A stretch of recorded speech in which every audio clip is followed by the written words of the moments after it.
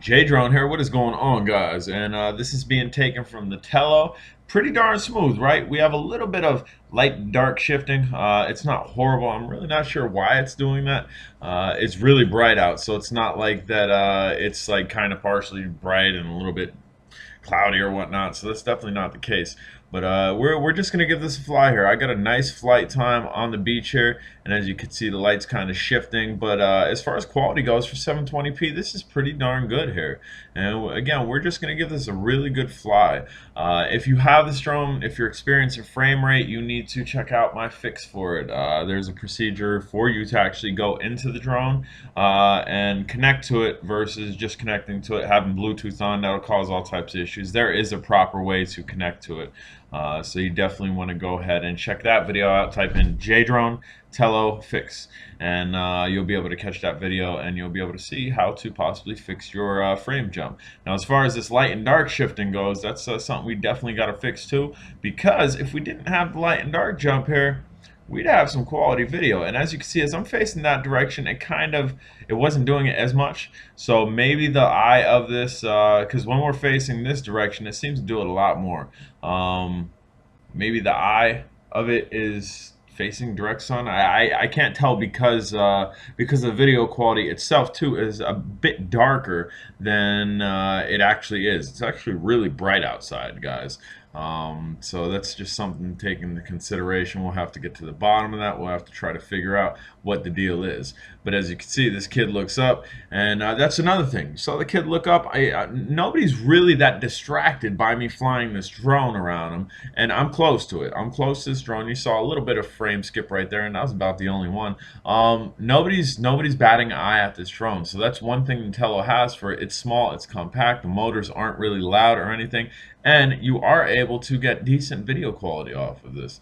You are able to get decent pictures off of this, as well as I will show you towards the end of the feed here. The end of this video here, I will show you a couple images that I took. And as you can see, there's little seagulls there, and this was position hold. It was position hold right here. I kind of let it sit there, and again, you have the light dark, light dark, light dark, kind of like a light switch bouncing on and off.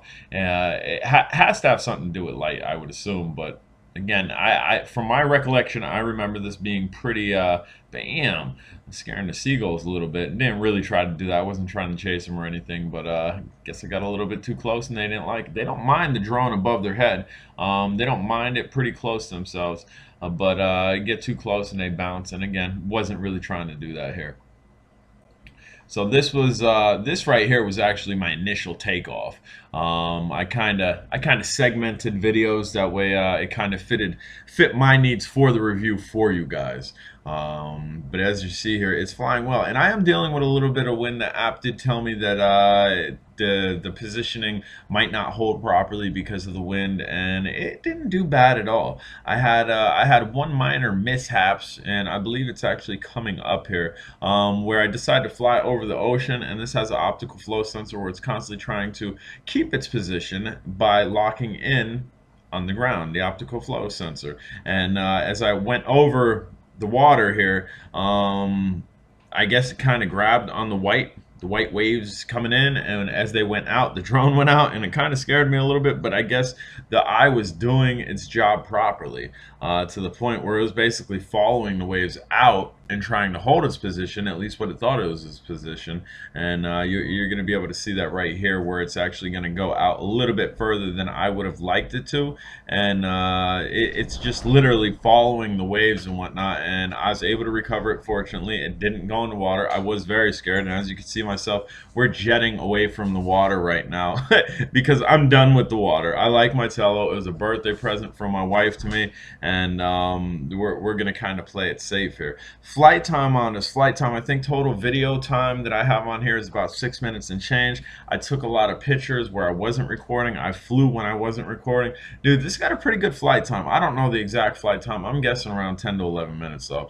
I'm guessing around 10 to 11 minutes and a little bit of wind, a little bit wind conditions. And I was chill flying it. I wasn't sport flying or anything. I was just really going from video and just really trying to show you guys this camera here. And as you can see, these little guys are like, they're not trying to have nothing about it. and I did take it. I took it up a little bit. I didn't really push the limits with this. I do have a Wi-Fi repeater at home that I plan on hooking to this and pushing the limits just a little bit. If we could get 100 meters out of this, I'll be happy with it. And that's exactly what I plan on doing once I get home, is kind of pushing the limits with this drone. I don't need to go over 100 meters with it by any means, but I'd like to see 100 meters, especially with the little Wi-Fi repeater stick that I have. I've seen other people use it. I've actually seen somebody do a test with the exact one that I have, and it seemed to work really well. And here goes this dude. Check this dude out. So I'm being courteous. I'm waiting. This dude's here, and I'm just waiting, and he doesn't even know the drone is there. That's how quiet this drone is. A lot of people had no clue that I was flying a drone, and that's kind of something you want when you're flying around people, because you don't want to startle people, you don't want to upset people, you don't want people to be like, oh, he's recording me, and oh, what's that guy doing? And if you get a larger drone out here like the Phantom in a highly congested area like this, it's not going to go over that well. Like when I flew in Atlantic City, I would have to get up really early in the morning where there was nobody on the beach. That way I had full swing of the beach, but I wasn't able to capture what I'm capturing now: movement, life on the beach. And right here I kind of just let it sit there for a couple seconds for the position hold, and it sat really nicely. Here's a couple pictures. We're going to show you a couple pictures that it took. Pretty clean, pretty crisp. This is definitely a nice picture taker, and you can definitely pull nice stills off this all day. And right here I kind of went up a little bit, and again, I didn't go crazy high. I don't have a repeater on this to make it go longer than it should. There's a little picture of me, and boom, how you like that? Just kind of exploded up, and as you can see, we have a better line of the beach there. Guys, I'm J Drone. If you have not subscribed, smash that subscribe button. You need any help with anything, down below in the comments.